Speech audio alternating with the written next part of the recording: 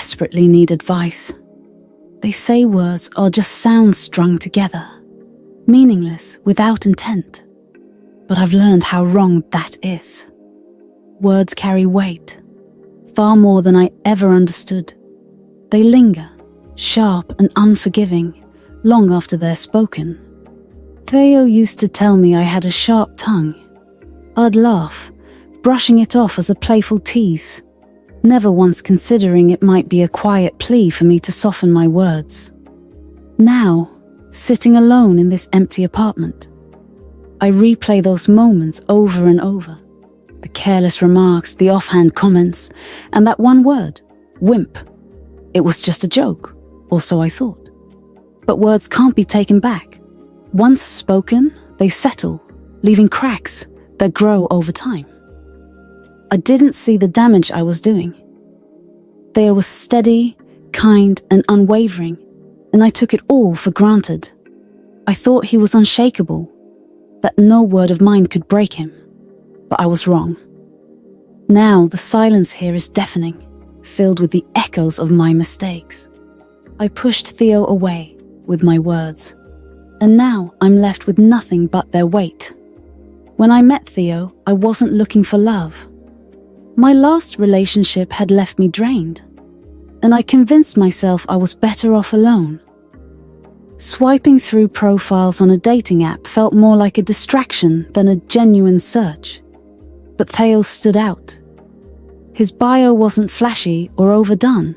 It simply read, lover of books, good coffee, and meaningful conversation. Hoping to meet someone kind. His first message wasn't much different.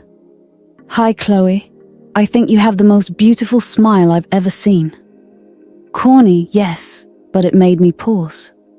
We planned a low-key first date, a walk in the park and coffee at a small cafe. Theo was there early, waiting nervously by the entrance. He wasn't the type to command attention with bravado or charm. Instead, his quiet demeanor and earnest smile made me feel unexpectedly at ease. He fidgeted at first, stumbling over his words, but as the evening went on, his sincerity shone through. At the cafe, Theo admitted, I'm not great at first dates. I feel like I'm auditioning. The honesty disarmed me. Unlike the polished, self-assured men I'd dated before, Theo wasn't trying to impress me with a version of himself he couldn't maintain. He was just himself. In the weeks that followed, Theo's consistency won me over. He remembered details others would forget. My love for lavender, my habit of humming when I read. When I had a bad day, he'd show up with my favorite ice cream, no questions asked. Theo wasn't dramatic or flashy. His love was steady, quiet, and sure. A kind of love I'd never known. It softened the walls I had built around myself. I didn't realize then just how rare and precious it was, or how much I would regret losing it. Looking back, I can't pinpoint a single moment when things changed. It wasn't one big argument or a sudden realization. It was a slow, creeping shift, like cracks forming beneath the surface of something solid. Theo's unwavering devotion, which I had once found so comforting, began to feel heavy. In the beginning, I adored his selflessness. Theo was the kind of man who thought of everything. He'd leave little notes on the bathroom mirror to brighten my mornings, surprise me with my favorite flowers after a tough day, and plan thoughtful dates to show how much he cared. But over time, those same gestures started to feel suffocating. It wasn't that Theo changed, it was me. At first, I dismissed my frustration. I told myself, he's just thoughtful. Isn't this what love is supposed to look like?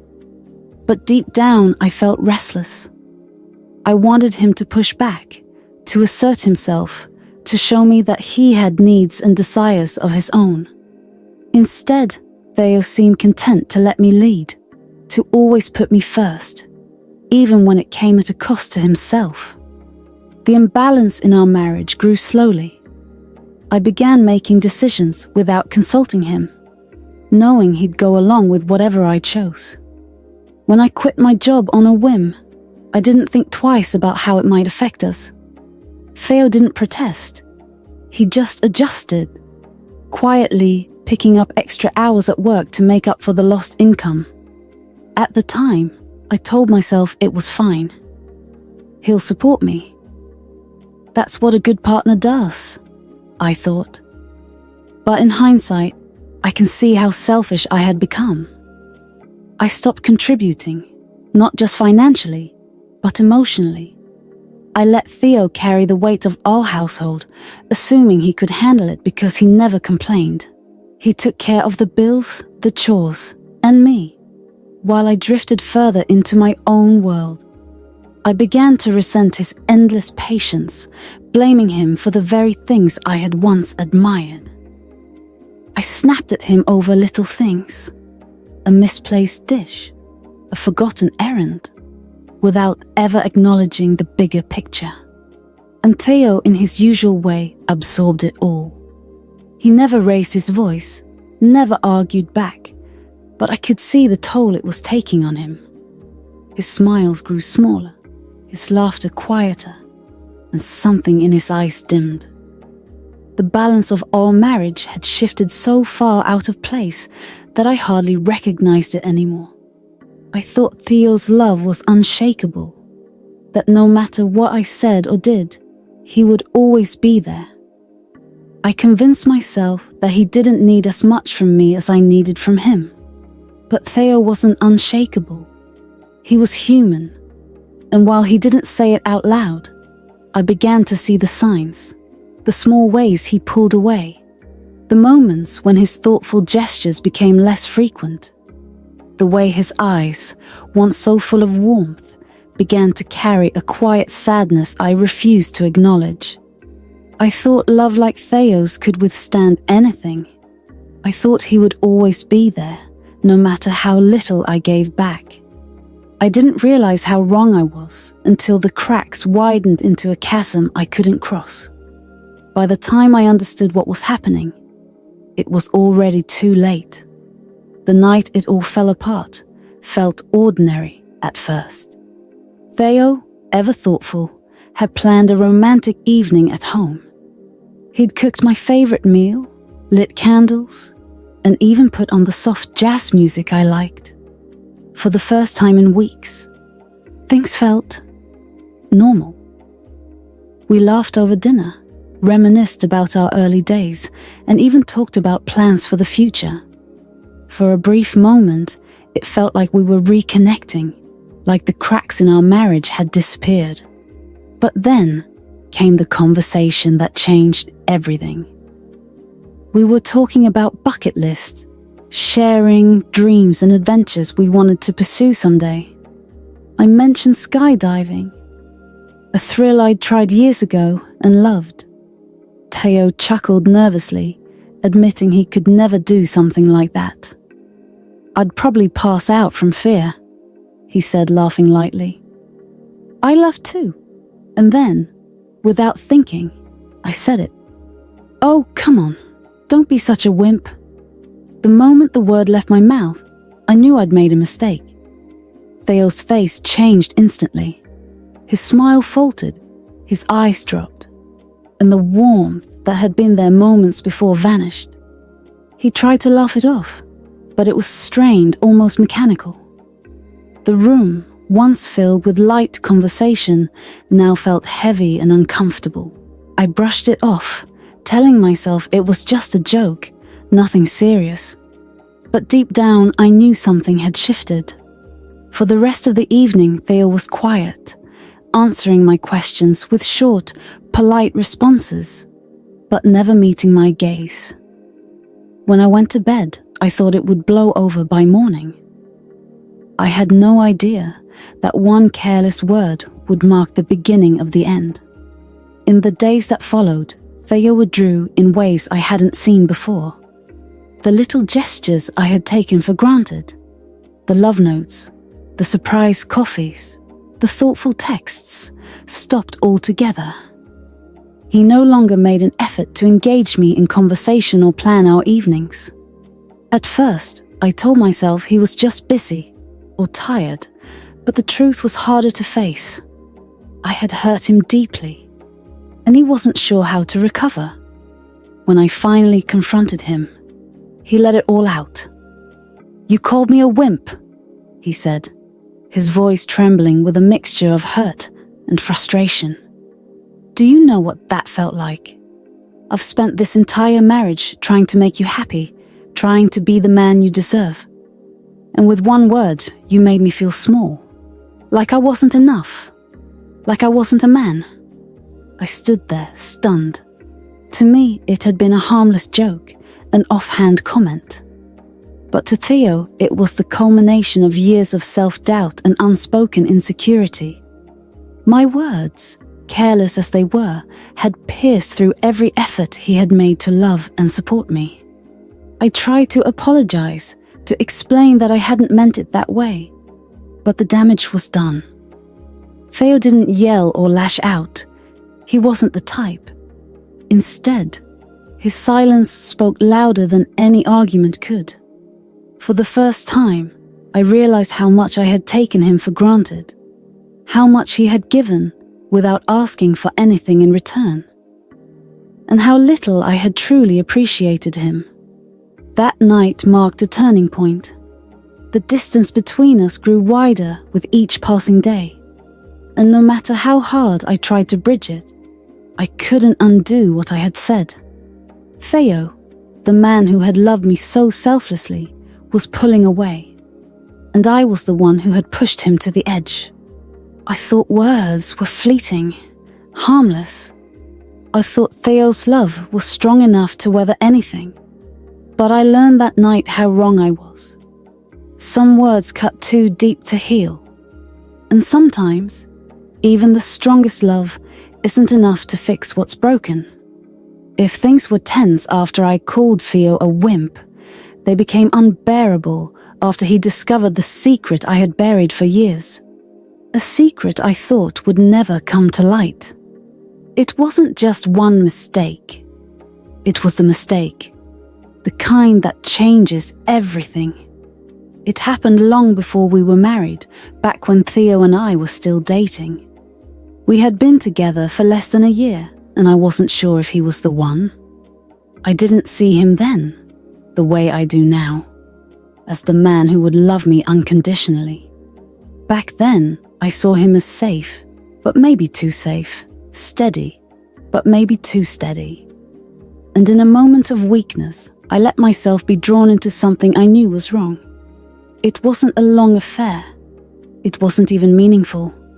It was a fleeting connection with someone who gave me the thrill Theo didn't.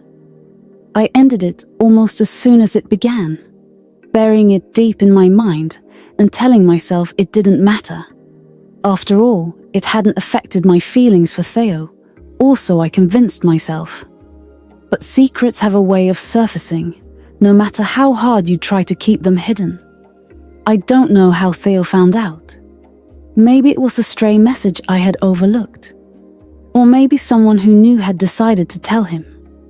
All I know is that one night, his silence, already heavy from the strain in our marriage, was broken by words I never expected to hear. "Did you cheat on me?"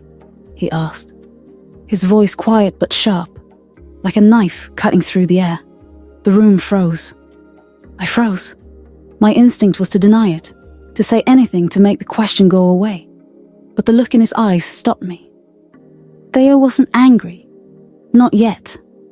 He was hurt, raw, and exposed in a way I had never seen before. "Yes," I said finally, barely above a whisper. "It was before we were married. It didn't mean anything, Theo. I swear it didn't." I'll never forget the way his face changed. The pain in his eyes turned to something colder, harder, something I couldn't reach. "If it didn't mean anything," he said, his voice trembling, "why didn't you tell me? Why did you let me believe—" He cut himself off, shaking his head as if trying to clear the thought. I tried to explain, to beg for forgiveness, but my words only made things worse. It was a mistake, I said. I wasn't sure about us back then, but I am now. I love you, Theo. I've always loved you. Don't, he snapped. The first time I had ever heard him raise his voice. Don't stand there and tell me you love me when you've been lying to me this whole time. You didn't even give me the choice to decide if I could live with this. The conversation spiraled from there. Every apology I offered seemed to deepen the wound. Every explanation only fueled his hurt. By the end of the night, Theo was silent again. But it was a different kind of silence. It wasn't the silence of a man trying to hold himself together. It was the silence of someone who had given up. A week later, he asked me to leave.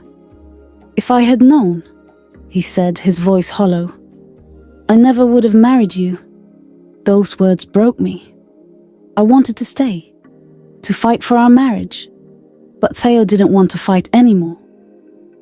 He didn't yell, didn't demand revenge. He simply retreated into himself, shutting me out completely.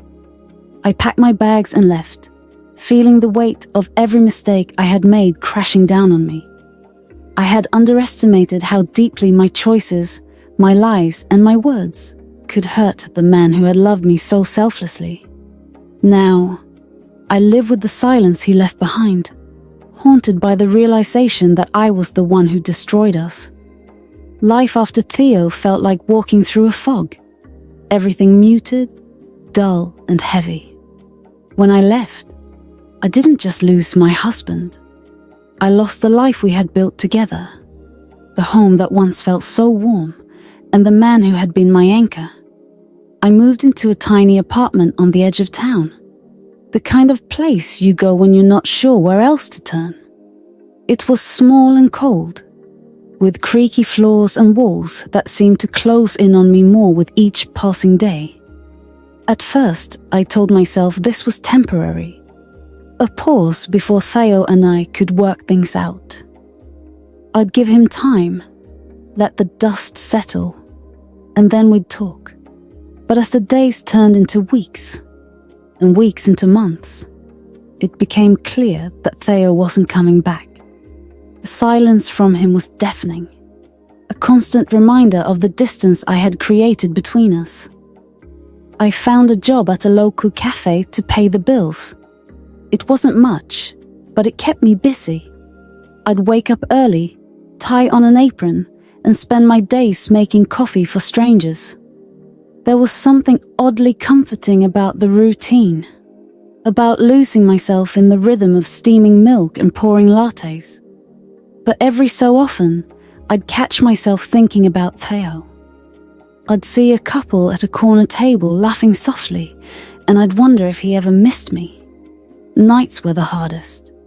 The apartment was too quiet, the kind of quiet that magnifies every thought.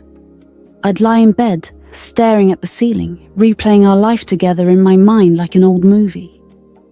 I thought about the mornings he'd bring me coffee in bed, the way he'd always kiss my forehead before leaving for work, the way he made me feel safe in a world that often felt overwhelming. But with those memories came the guilt.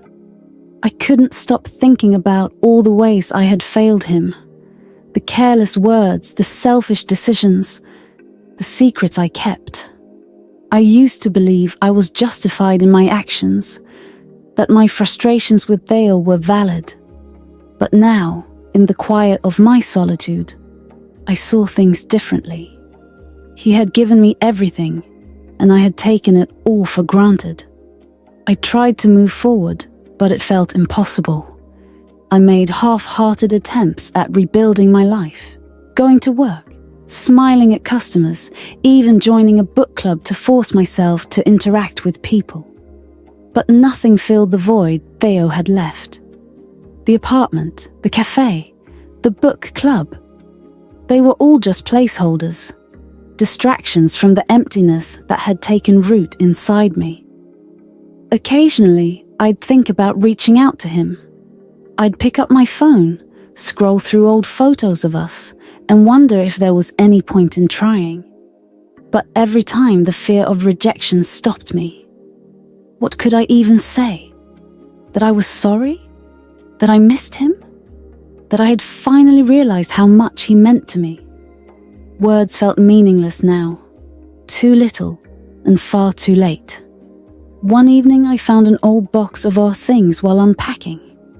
Inside were letters Theo had written to me, back when we first started dating. He had always been so good with words, capturing emotions I couldn't put into sentences. Reading them was like opening a wound I thought had scarred over. He had loved me so deeply, so completely, and I had let that love slip through my fingers. Now, the life we built together feels like a distant dream. I go through the motions, but my days lack the color and warmth they once had. I thought I was strong enough to handle being alone, but the truth is I never realized how much of myself was tied to Theo. He's gone, and I have no one to blame but myself. All I can do now is live with the silence, the guilt, and the unshakable regret of knowing I destroyed the one thing I thought I'd always have.